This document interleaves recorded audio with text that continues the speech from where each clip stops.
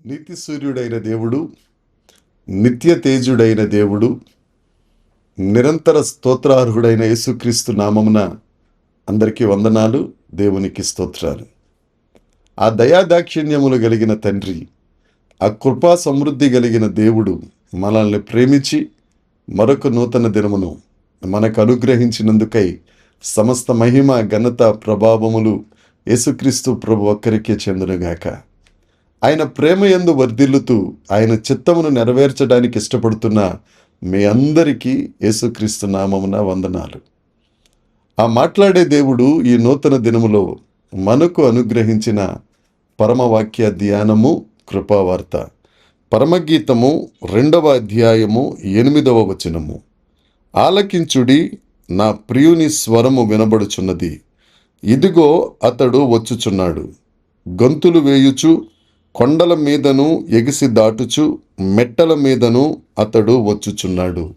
దేవునికి స్తోత్రం కలుగునుగాక, దేవునికి మహిమ కలుగునుగాక. దేవుని యందు ప్రియమైన వారలారా, మనం చదువుకున్న ఈ వాక్య భాగమునందు వచ్చుచున్నాడు అనే మాట మనం 2 సార్లు చూడగలుగుతున్నాం. ఆయన త్వరగా రాబోతున్నాడు. ఆయన ఈ భూమి మీదకి వస్తారని పాత నిబంధన గ్రంథంలో అనేకులు పరిశుద్ధాత్మ ద్వారా ప్రవచించారు.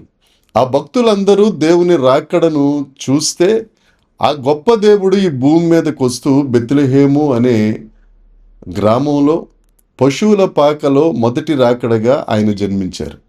యేసుక్రీస్తు ప్రభు జన్మించి 30 సంవత్సరాల తర్వాత తన పరిచర్య జరిగిస్తూ మరలా నేను తిరిగి వస్తాను అని ఆయనే స్వయంగా అనేక వచనాల్లో తెలియచేయటం మనం లేఖనాల్లో చూస్తాం.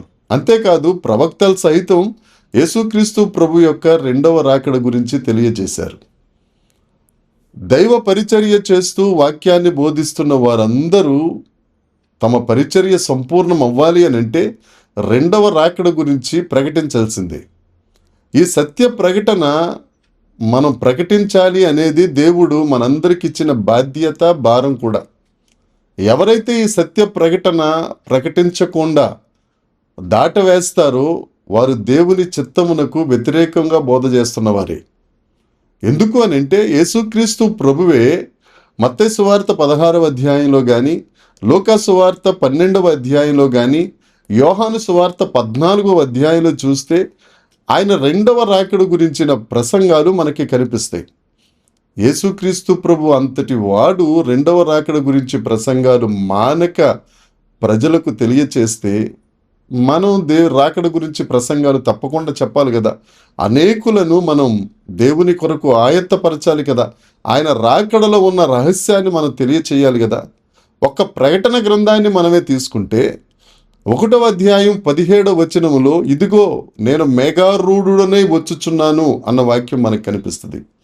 2వ అధ్యాయం 25వ వచనం చూస్తే ఆయన త్వరగా వచ్చుచున్నాడు అన్న మాట కనిపిస్తుంది.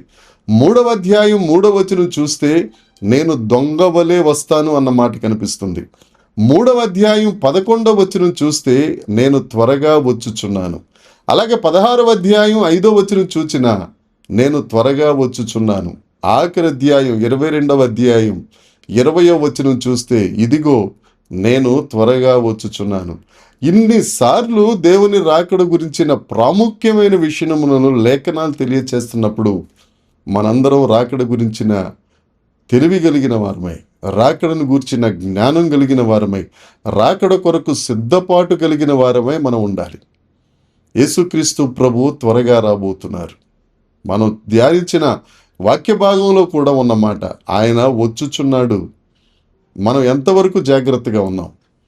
మన మాట విషయంలో, మన చూపు విషయంలో, మన ప్రవర్తన విషయంలో, మన భక్తి విషయంలో, మన సిద్ధపాటు విషయంలో, మన మనోనేత్రములు తెరవబడే విషయంలో, తేజో సంబంధమైన యుద్ధోపకరణములు ధరించుకునే విషయంలో మనం ఏ విధంగా ఉన్నాం? ఇన్ని సంవత్సరాల క్రైస్తవ్య జీవితం అండి నాది. నేను ప్రతి సంఘానికి మానకుండా వెళ్తానండి అనే మాటలు కాదు, కానీ 2వ రాకడను గూర్చిన వాస్తవంలోనికి మనం వచ్చి ఆ రాకడకు ఎంతవరకు సిద్ధపడ్డామన్నది ప్రాముఖ్యమైనది.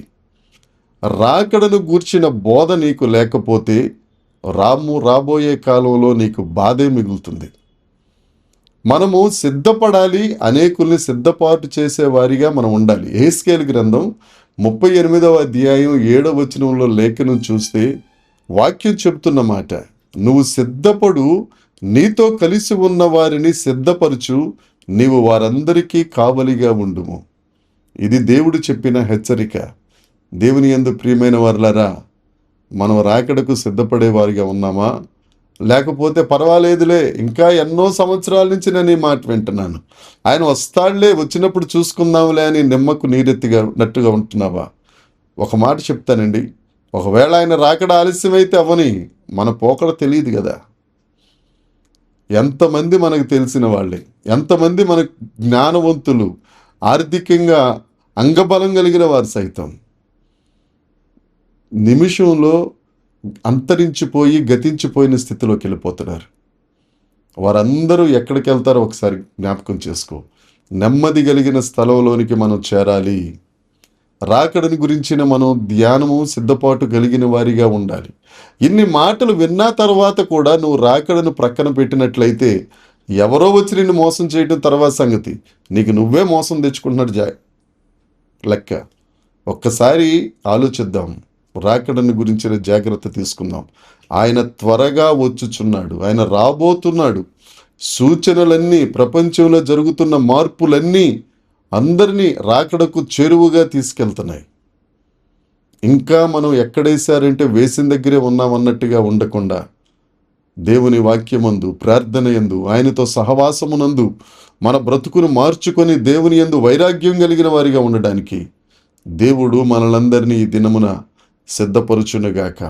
ఆయన రాకడకు సిద్ధపడిన వారమై ఆ కడబూర ధ్వని వినేవారిగా మనం ఉండి ఈ క్షయమైన శరీరమును విడిచి అక్షయతను ధరించుకున్న వారమై పరలోకమునకు చేరి ఆ దైవదేవునితో సదాకాలము ఉండివారిగా మనందరం ఉందుముగాక.